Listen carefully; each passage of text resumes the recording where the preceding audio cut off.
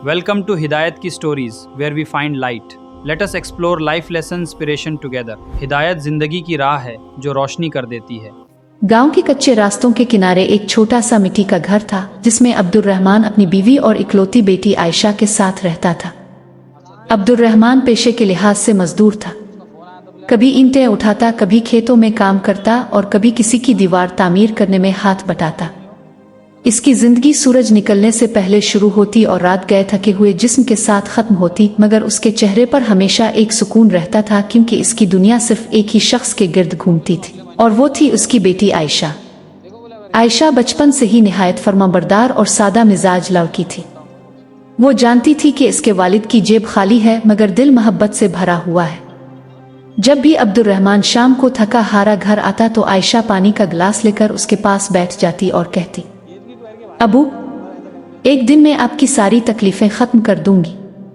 अब्दुल रहमान मुस्करा देता मगर उसकी आंखों में नमी उतर आती। वक्त गुजरता गया और आयशा जवान हो गई। अब अब्दुल रहमान की पेशानी पर एक नई फिक्र ने जगह बना ली थी। वो हर नमाज के बाद हाथ उठाकर दुआ करता, अल्लाह, मेरी बेटी की इज्जत और खुशियों की हिफाजत फरमाना और मुझे इसकी शादी इज्जत के साथ करने की तौफीक देना। लेकिन हकीकत ये थी कि इसके पास इतने पैसे नहीं थे कि वो शादी के अखराजात उठा सके। इसकी रोजाना की मजदूरी से बमुश्किल घर का चूल्हा जलता था। एक दिन मोहल्ले के एक शरीफ घराने से आयशा के लिए रिश्ता आया। लड़का तालीम याफ्ता और अच्छे अखलाक का मालिक था। आयशा की मां की आंखों में खुशी के आंसू आ गए मगर अब्दुल रहमान खामोश हो गया। रात को सबके सोने के बाद वो घर के बाहर चारपाई पर बैठा आसमान को देख रहा था।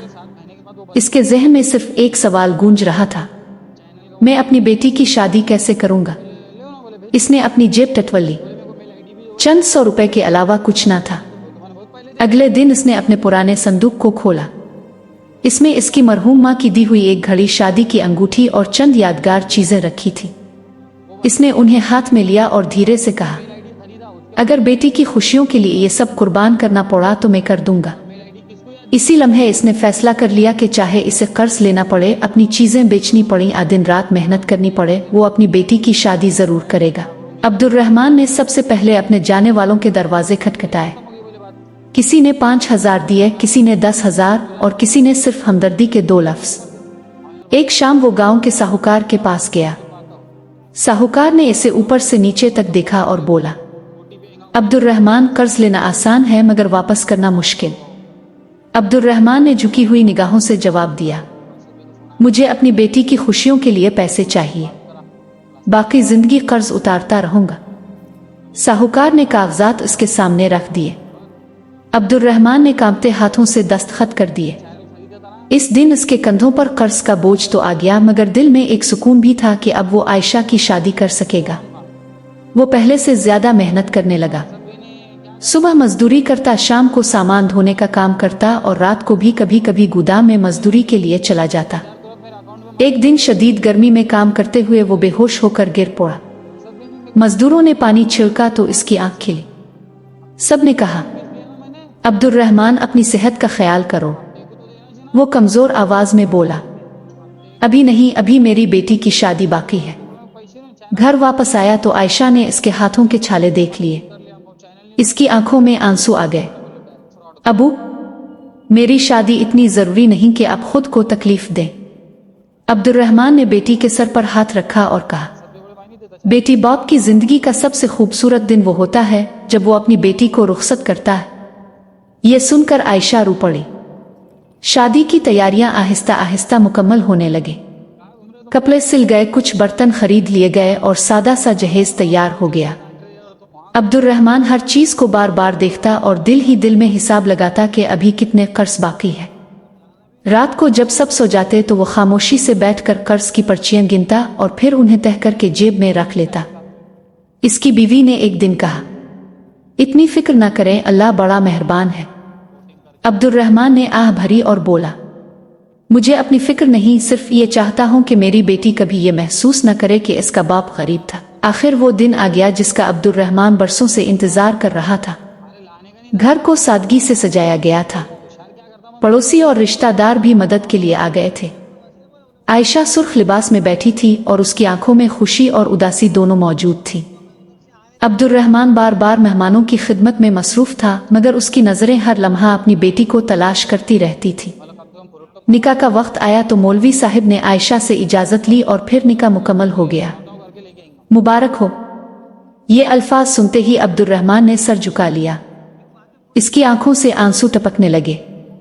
किसी ने पूछा, अब्दुर्रहमान भाई आप रो क्यों रहे हैं? वो मुस्कुराने की कोशिश करते हुए बोला, ये खुशी के आंसू हैं, मेरी बेटी आज अपनी नई जिंदगी शुरू कर रही है। खाने का इंतजाम बहुत सादा था, मगर हर शख्स अब्दुर्रहमान की मोहब्बत और खुलूस की तारीफ कर रहा था। शाम ढलने लगी और रुखसती का वक्त करीब आ गया। आयशा अपने वालिद के गिले लगकर फूट फूट कर रोने लगी। अबू आपने मेरे लिए बहुत कुछ किया है। अब्दुर्रहमान ने लरसती आवाज में कहा, बेटी अगर मेरे पास दुनिया की सारी दौलत भी होती तो वो भी तुम्हारी खुशियों के सामने कम थी।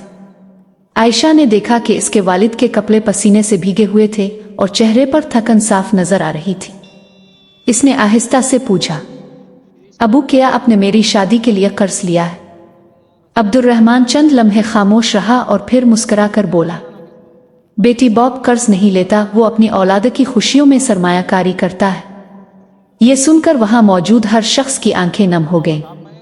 गाड़ी चलने लगी तो अब्दुर्रहमान काफी देर तक इसे जाता हुआ देखता रहा, यहां तक कि वो नजरों से ओझल हो गई। इस लम्हे इसे महसूस हुआ जैसे इसके घर की रौनक भी उसके साथ चली गई हो। आयशा की रुखसती के बाद घर पहले जैसा ना रहा। वो कमरा जहां इसकी हंसी गूंजती थी अब खामोश रहता था। अब्दुर्रहमान रोज सुबह उठता, काम पर जाता और रात को वापस आकर खामोशी से बैठ जाता। अब उसके सामने एक और जंग थी, कर्ज की जंग। वो पहले से ज्यादा मेहनत करता रहा। कभी कभी इसे खाने के लिए सिर्फ रोटी और चाय पर गुजारा करना पड़ता, मगर इसने किसी से शिकायत ना की। महीने गुजरते गए और कर्ज की रकम आहिस्ता आहिस्ता कम होती गई। एक दिन आयशा अपने शौहर के साथ वालिदैन से मिलने आई। इसने देखा कि इसके वालिद पहले से ज्यादा कमजोर हो चुके हैं। इसने पूछा, अबू आप अपनी सेहत का ख्याल क्यों नहीं रखते?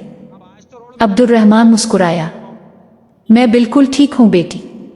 मगर आयशा समझ गई कि इसके वालिद अब भी कर्ज उतारने के लिए दिन रात मेहनत कर रहे हैं। चंद दिन बाद इसने अपने शौहर से बात की और दोनों ने मिलकर फैसला किया कि वो अब्दुर्रहमान का कर्ज अदा करेंगे। जब उन्होंने ये बात अब्दुर्रहमान को बताई तो इसकी आंखों में आंसू आ गए। नहीं बेटी, ये मेरा फर्ज था। आयशा ने वालिद के हाथ पकड़कर कहा, और औलाद का फर्ज क्या होता है अबू? अब्दुर्रहमान खामोश हो गया। इस दिन इसने पहली बार महसूस किया कि इसकी असल दौलत ना पैसा था, ना जमीन और ना ही कोई जायदाद, बल्कि इसकी तरबियत याफ्ता बेटी थी। कुछ महीनों बाद सारा कर्ज अदा हो गया।